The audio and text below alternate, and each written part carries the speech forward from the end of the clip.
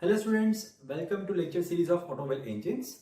In today's session, we are going to learn about valve timing diagram.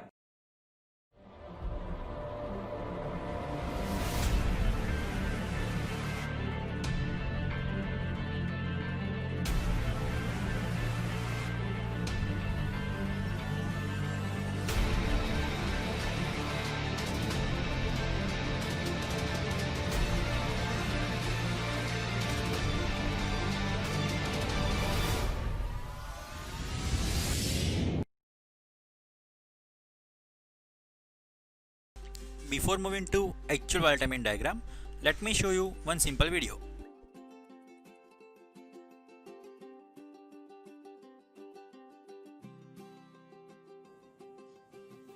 Here you can see this funny guy is coming inside the room. Fine.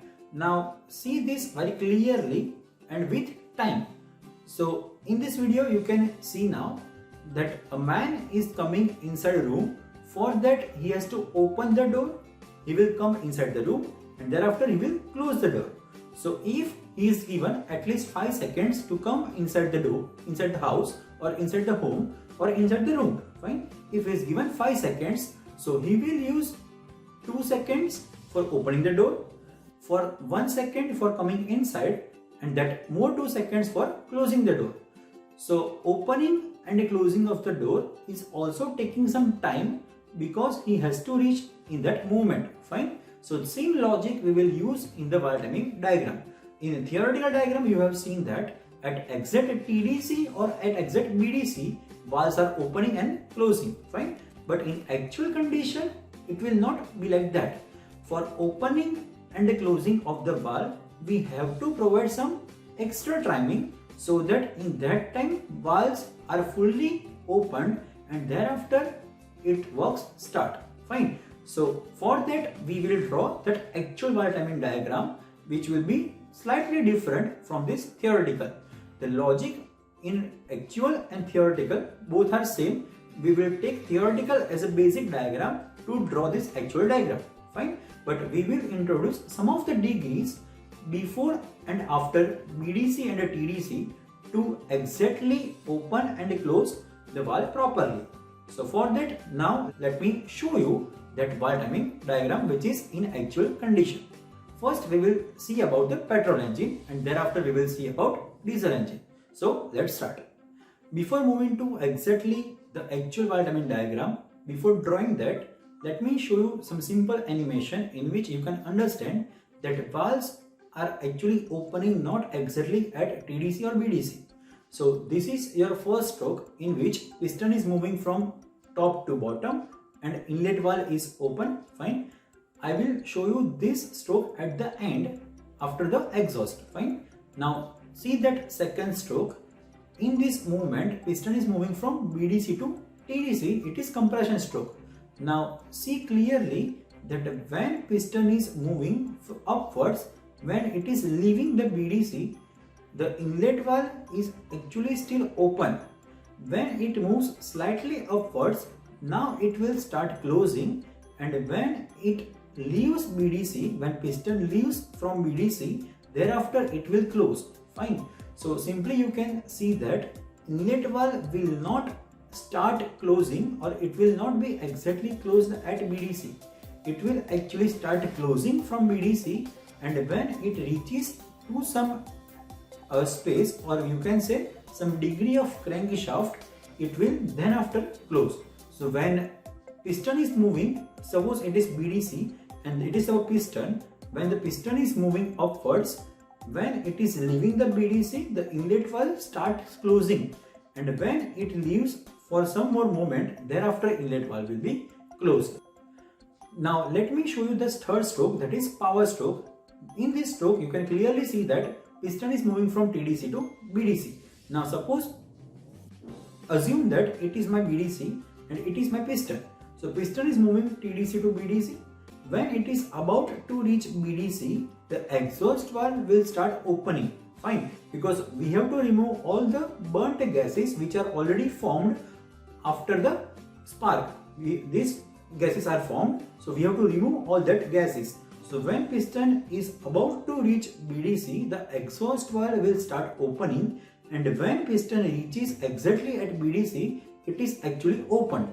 Fine. So when in power stroke, it is not still exhaust stroke. In power stroke, the exhaust valve will start opening, and when the piston reaches at BDC, almost the valve is already opened.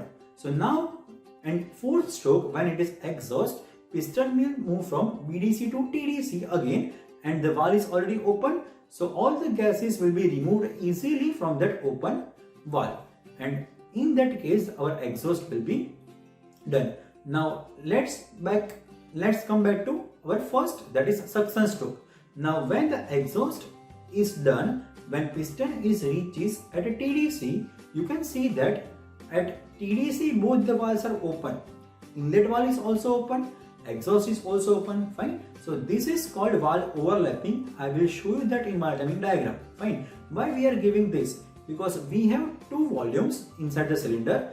The major volume is called swept volume, where the piston is moving. Fine. And above that piston, where piston cannot reach, it is called clearance volume.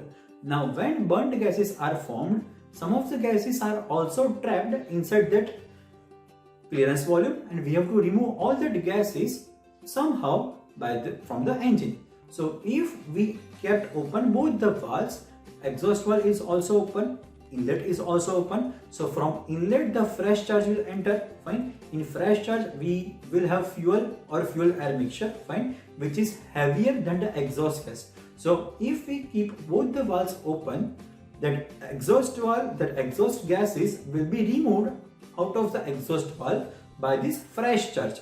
This phenomena is called scavenging. Fine. So for the scavenging purpose, we are keeping both the valve open when the piston is at TDC, and thereafter that all the gases which are trapped in the cylindrical volume, that is in the clearance volume, they will be removed, and the fresh charge will again enter the engine. So you can see clearly from this animation that we required some more time to open and close also, and we also providing the scavenging effect. We are also providing valve overlapping to move the extra gases which are trapped inside the clearance volume.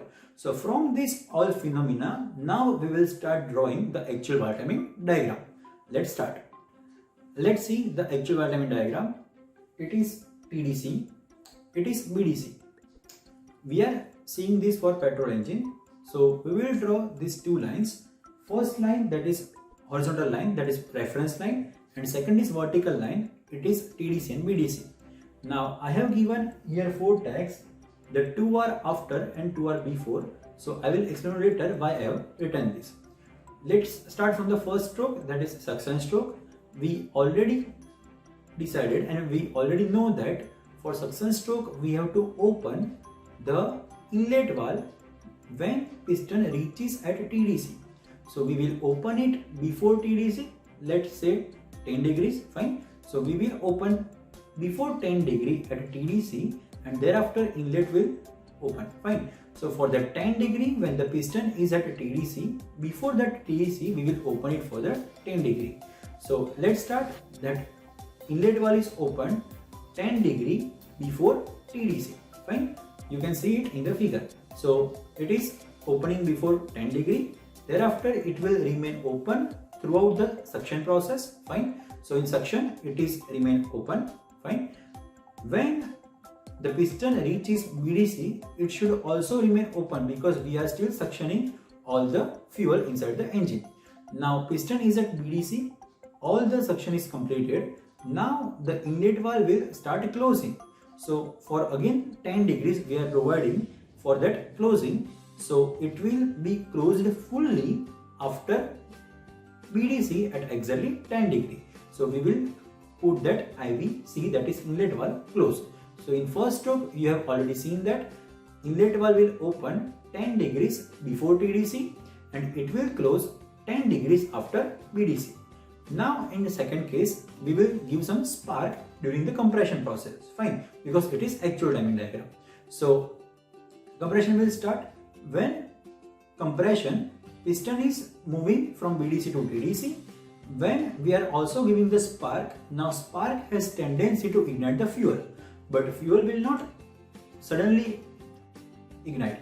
So in that case we have to give ignition timing also, and it is called ignition delay. Now ignition delay, it has actually two delays. First is physical delay, second is chemical delay. Fine. So for that delay we will start sparking before TDC. So when piston will moving from BDC to TDC, when it exactly reaches TDC, the spark will do its work. Fine. So when piston is moving in compression stroke from BDC to TDC, when the piston reaches at a TDC, before some time before TDC, we will provide spark. So exactly we will start the sparking before TDC. Fine. So we will take 15 degree. So 15 degree before TDC, when the piston is moving at a TDC, we will start sparking. So for that 15 degree of the crank, spark will start, physical delay will be done, chemical delay will be done, and when piston reaches TDC, we will get that combustion blast which is used for the power stroke. So if we do not give that 15 degree, then piston will not take power stroke exactly from the TDC. Fine. So we have to provide the perfect blast at TDC, so that we will provide that 15 degree before TDC. That is simple logic. Fine. So spark will be given 15 degree before TDC, and thereafter it will move. So when piston reaches TDC, it will get some blast. Fine. So due to that blast, the piston will again move from TDC to BDC. Fine. Now simply think that piston is moving downwards because of that blast. Now blast is drawing the piston downwards. So when all the fuels which is on the upper portion, it is burnt, which is in the down motion, which is in the downwards, it is not still burnt. Fine. So it is burning layer by layer.